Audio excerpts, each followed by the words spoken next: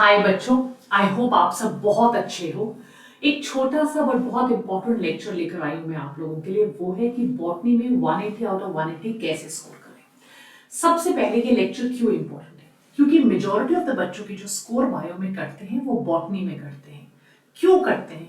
क्योंकि वो लोग अपनी एनर्जी को गलत डायरेक्शन पर लगाकर बैठे होते हैं। ऐसे कुछ चैप्टर्स जिनकी वेटेज बहुत हाई नहीं है, जिनमें से कुछ बहुत ज्यादा इंपॉर्टेंट क्वेश्चंस नहीं आएंगे, उनको कर रहे होते हैं और इसीलिए उन बच्चों के नंबर कट जाते हैं। तो आज एक बहुत इंपॉर्टेंट लेक्चर लेकर मैं आई हूँ। हर एक चैप्टर को कैसे पढ़ना है, कितने नंबर के क्वेश्चन आएंगे, चलिए मैं आपको इसको डिटेल में बताती हूँ। अगले सिर्फ 5 मिनट के लिए आपको मेरे साथ टिके रहना है। सबसे पहले आते हैं बॉटनी के चैप्टर्स पे। ये देखिए, ये आपके क्लास 11 के चैप्टर्स हैं।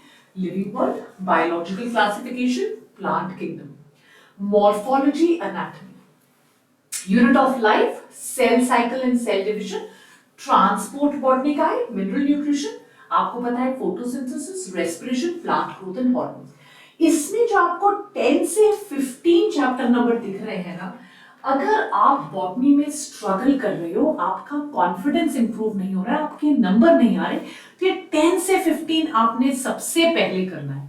अगर मैं आपको ओवर द इयर्स दिखाऊं कि कैसे चल रहा है, देखिए जो 1 2 3 चैप्टर्स है, living world, biological classification, plant kingdom. Plant kingdom से 3 या 4 क्वेश्चन हर साल आते हैं।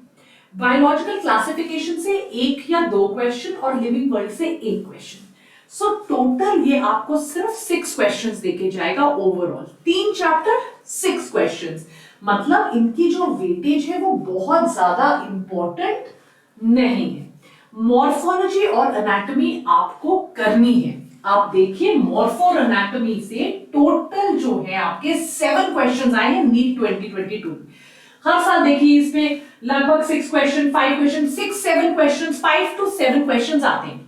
पर मॉर्फो और एनाटॉमी दोनों ही ऐसे हैं जो बहुत कंफ्यूजिंग है, जिसमें बहुत ज्यादा एग्जांपल्स हैं और इसीलिए वो बार बार हमें भूल जाता है।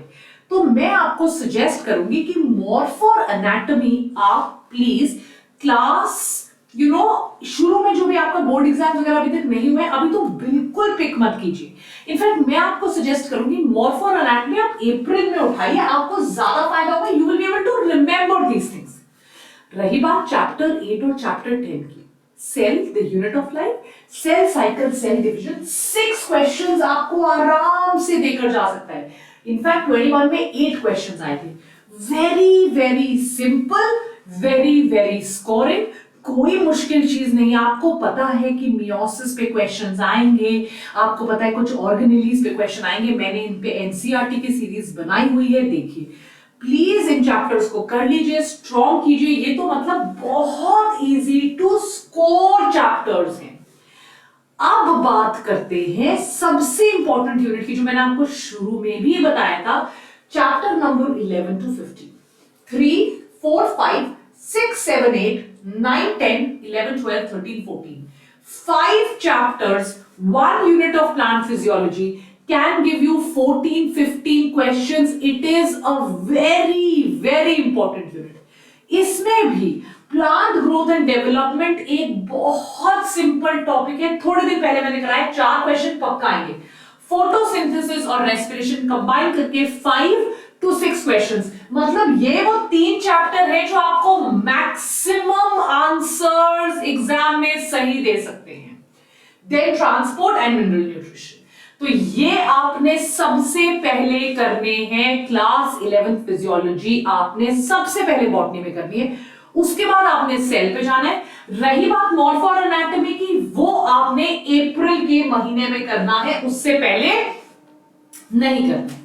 आते हैं class 12, reproduction in organisms, sexual reproduction in flowering plants, principles of inheritance and variation, molecular basis of inheritance, strategies, microbes, organisms in population, ecosystems, biodiversity और environmental issues।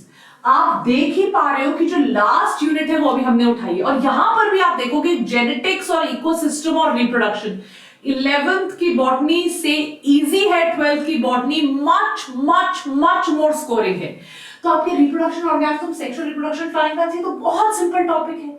ये भी सिंपल, आपको 4 questions that mean 16 marks exam में दे सकता है। Principles of inheritance and variation, molecular basis, आप देखिए 13 question, 2 chapter, just 2 chapters, 12-13 question. वहां प्लांट फिजियोलॉजी में 5 चैप्टर थे तो 14 क्वेश्चन, यहां 2 चैप्टर है। प्लीज अभी इनको मैं करवाऊंगी एनसीईआरटी मार्किंग सीरीज पे 7 PM का सेशन, मत मिस कीजिए, वेरी वेरी वेरी इंपॉर्टेंट। चलिए आइए अब बात करते हैं chapter 9 that is strategies and microbes. 2 to 3 question, weightage high नहीं है पर क्वेश्चन भी बहुत सिंपल, एनसीईआरटी की लाइन, चैप्टर भी बहुत सिंपल है, सिंपल क्वेश्चन आएंगे। अब आते हैं उस यूनिट पे जो आज अभी हम कर रहे हैं, ऑर्गेनिजम्स एंड पॉपुलेशन, इकोसिस्टम, जिसका कल लेक्चर अनफॉर्चुनेटली नहीं हो पाया था, मंडे को होगा, बायोडाइवर्सिटी, एनवायरनमेंट।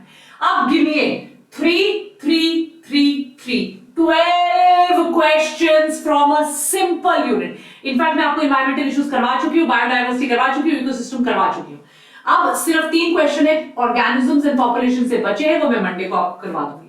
तो देखिए आप कितना ज्यादा स्कोर कर सकते हो। जिस हिसाब से मैंने बोला है, सबसे पहले 12th में करिए जेनेटिक्स और आपकी लास्ट वाली यूनिट 11th में करिए आप सबसे पहले प्लांट फिजियोलॉजी और सेल, मॉर्फो और एनाटॉमी को करिए अप्रैल में। वेटेज आपने देख ली है, इसी हिसाब से तैयारी कीजिए। Don't forget to like, share and subscribe. Please आपको जो वीडियोस चाहिए कमेंट सेक्शन पे डाल दीजिए। Take care, God bless you, bye बच्चों।